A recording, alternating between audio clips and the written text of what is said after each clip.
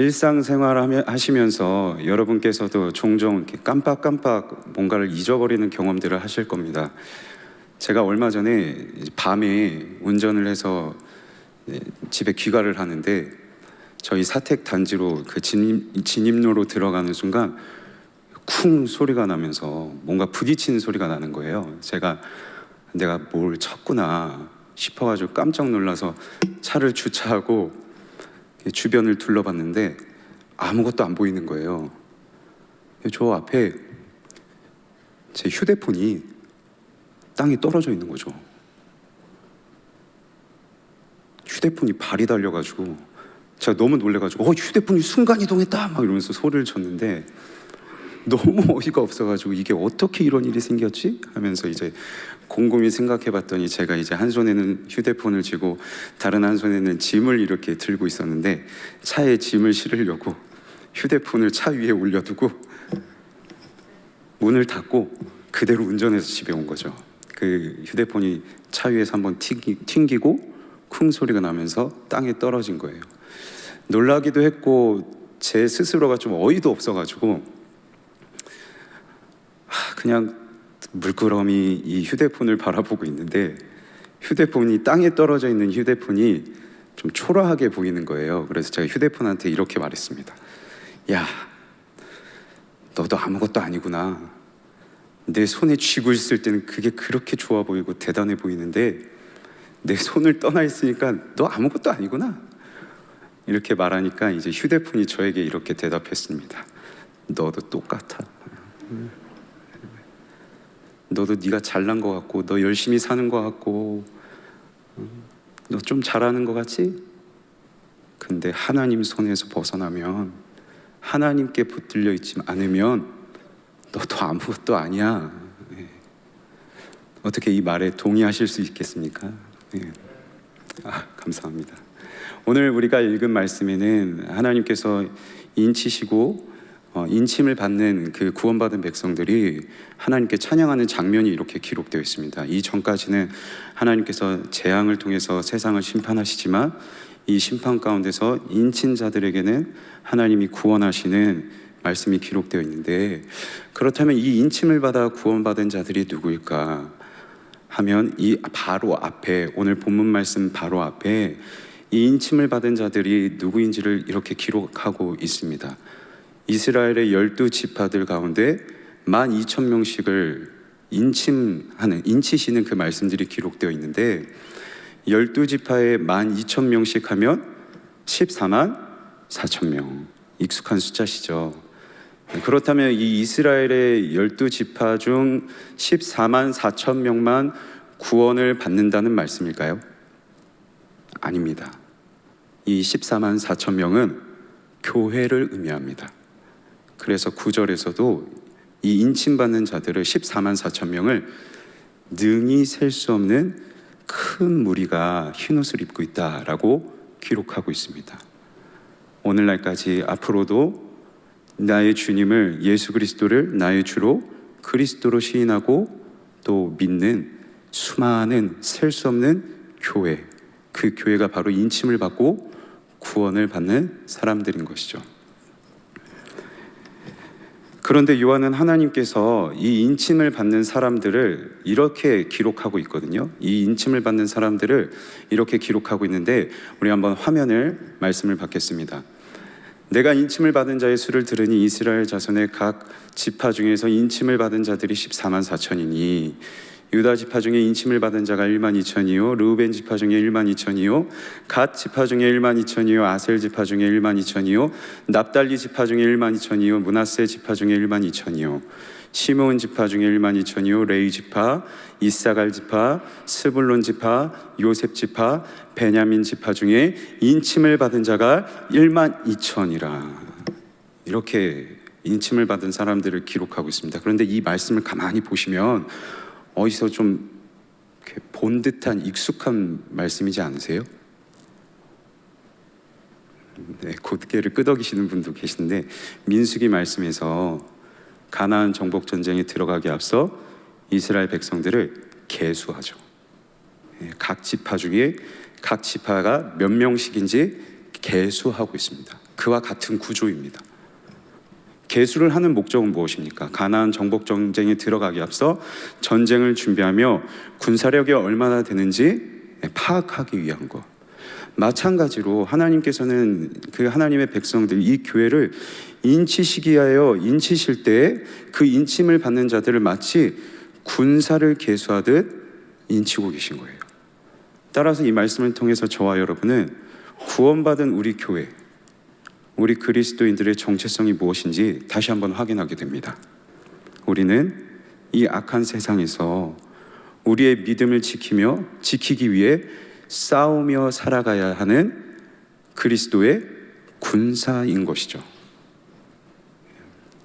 우리 화요일 특별 새벽기도 말씀을 통해서 받으셨겠지만 그리스도를 믿는다는 것, 예수님을 믿는다는 것은 박해를 받는다는 것이래요.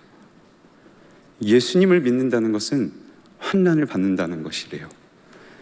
박해와 환난이 우리 앞에 마주하고 있기 때문에 우리는 그것과 싸우며 그 속에서 나의 믿음을 지키기 위해 싸우듯 살아가야 되는 것이 우리 교회고 우리 그리스도인의 정체성이라면 저와 여러분은 오늘 이 말씀 앞에서 우리 스스로에게 이렇게 질문할 수 있어야 할 것입니다. 나는 싸우며 살아가고 있는가? 환난과 박해 가운데 나는 온전한 그리스도인으로 과연 살아가고 있는가?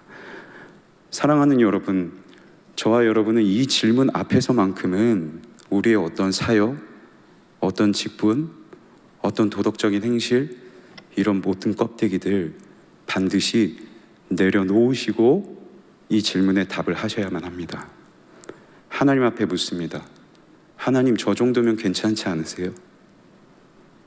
제가 이렇게 섬기고 봉사하고 하나님을 위하여 일하는 저 정도면 좀 괜찮지 않으세요? 라고 질문하면 하나님은 너가 일하고 있는 것, 너의 겉의 모든 것들, 그 껍데기, 너의 내면을 감추고 있는, 가리고 있는 그 껍데기 다 내려놔. 일단 내려놓고 너의 영혼이 발가벗은 채로 내 앞에 한번 나와봐 라고 말씀하실 겁니다. 그래서 저는 나는 과연 싸우며 살아가고 있는가? 라는 이 질문 앞에 저의 낯이 매우 뜨거워집니다. 저는 결국 군사처럼 살아가고 있지 않거든요. 온전한 그리스도인이 아니에요. 작은 환난이 와도 두려움 때문에 하나님을 향한 신뢰가 사라질 때도 있습니다. 저의 인격은 여전합니다. 옛 자아가, 옛사람의 모습이 막 불쑥불쑥 튀어나와요. 어려운 환경에 처하면 신앙이 흔들리고 예배마저 흔들리고, 죄는 왜 이렇게 미련맞게 붙잡고 있는지. 기도하시다 보면 이런 경험을 하시지 않으십니까? 기도하다가 제가 어느 날 문득 하나님 앞에 저의 죄를 막 용서해달라고 기도하고 있는데 이 기도의 제목이 제가 1년 전에 했던 기도랑 다르지 않는 거예요. 1년 동안 제가 나아지지 않은 거죠. 한 달 전에 윤종문 목사가 달라지지 않았고 1년 전에 윤종문 목사가 나아진 게 없어요. 어제와 나는 다른가, 오늘 나는 나아졌는가 하면 나아진 게 없죠. 그래서 윤종문, 너는 싸우며 살아가고 있니? 너의 신앙을 잘 지키며 그리스도의 군사로 싸우며 살아가고 있니? 라는 질문을 받으면 제 낯이 뜨거울 수밖에 없어요. 그런 저를, 그런 우리를 구원하셨기 때문이죠. 군사처럼 살아가지 않는 무너지는 우리를 하나님께서는 인치시고 구원하셨기에 그 구원 앞에서 우리는 낯뜨거울 수밖에 없는 겁니다. 저에게 구원은 너무 낯뜨거운 것이에요. 도대체 내가 어떻게? 하지만 이런 저를, 이런 우리를 하나님은 이렇게 구원하셨습니다. 말씀을 통해 확인하시죠. 장로 중 하나가 응답하여 나에게 이르되 이 흰옷 입은 자들이 누구며 또 어디서 왔느냐? 내가 말하기를 내 주여 당신이 아시나이다 하니. 장로 중에 하나가 이 흰옷 입은 자들, 이 구원받아서 기뻐가지고 찬양하는 사람들이 도대체 누구냐라고 질문합니다. 그러자 요한이 내 주여 당신이 아시나이다 라고 대답하니까 이 사람들이 누군지 장로가 얘기를 해줘요. 모르고 질문한 것이 아닙니다. 이 흰옷 입은 자들이 나와 찬양하고 있는 자들이 누구인지 분명히 알지만 질문을 해서 분명히 이 사람들이 누구인지를 보고 이 사람들이 어떻게 구원받게 되었는지를 알려주기 위해, 강조하기 위해 집중시키고 있는 것이죠. 그래서 저와 여러분도 오늘은 이런 낯뜨거운 우리가 어떻게 하나님으로부터 구원받게 되었는지 그걸 분명히 다시 한번 확인하셔야만 합니다. 이 내가 어떻게 구원받게 되었는지 오늘 분명히 확인하셔야 되는데 이렇게 말씀하고 계시죠. 이는 큰 환난에서 나오는 자들인데 어린 양에 비해 그 옷을 씻어 희게 하였느니라. 아멘. 여기서 이 환난이라는 단어는 헬라어로 들립시스라는 단어인데요, 여기에는 탈곡기라는 의미가 있습니다. 곡식을 털거나 어떤 기계에 돌려서 기구로 활용해서 껍데기를 막 벗겨서 알곡만 드러나게 하는 것이죠. 이 탈곡기와 같은 게 환난이래요. 말씀드렸듯이 저와 여러분은 환난을 지나가며 살아가고 있습니다. 이 환난이 탈곡기처럼 역할을 해서 우리의 껍데기를 하나 벗기기 시작해서 결국 우리 안에 있는 이 속 알맹이, 내면을 발견하게 하는데, 사람을 통해, 환경을 통해, 여러 상황들을 통해 이 환난을 거쳐가며 날 발견하는 나의 이 내면들, 그 내면들은 무엇이죠? 두려움 때문에, 두려움에 사로잡혀서 다시 내 방식대로 살아가고자 하는 온전치 못한 내 자아를 발견하게 되고, 신앙이 흔들리고 예배가 흔들리고 유혹에 빠지면 또다시 그 죄를 반복하고 있는 나의 이 죄의 본성, 환난을 통해서 발견하는 나의 내면, 나의 진짜 자아를 발견하게 되는 거죠. 그런데 그 나의 모습을요, 어린 양의 피로 씻어내신대요. 어린 양의 피로 씻어내시면서 우리를 구원해 주신대요. 씻어내신다는 것은 하나님께서, 그리스도께서 십자가에서 흘리신 피를 화목 제물로 받으셔서, 화목 제물로 받으시고, 이제 저 백성들의 죄를 내가 오래 참아야겠다, 더 참아야겠다, 그리고 그 피를 보시며 이 죄를 간과하시는 거죠. 그리고 그 피로 우리를 속량하시고 우리의 죄를 사하시고 구원에 이르게 하셨느니라. 앞서 말씀드렸듯이 저와 여러분은 하나님이 없으면 아무것도 아닙니다. 그저 낯뜨거운 자들입니다. 그저 낯뜨거울 수밖에 없는 자들이에요. 그래서 이 낯뜨거움을 알았던 교회가 하나님을 찬양하고 있는데, 구원하심이 보좌에 앉으신 우리 하나님과 어린 양에게 있도다. 이 낯뜨거움을 아는데, 이 낯뜨거운 나를 구원하신 그 하나님의 은혜가 너무 감격스럽고 감사해서, 하나님, 나는 이 얻은 구원에 내가 이룬 것은 아무것도 없습니다. 내가 한 것은 아무것도 없습니다. 이 구원의 공로는 오직 우리 하나님과 어린 양에게 있습니다 라고 찬양하고 있는 것이죠.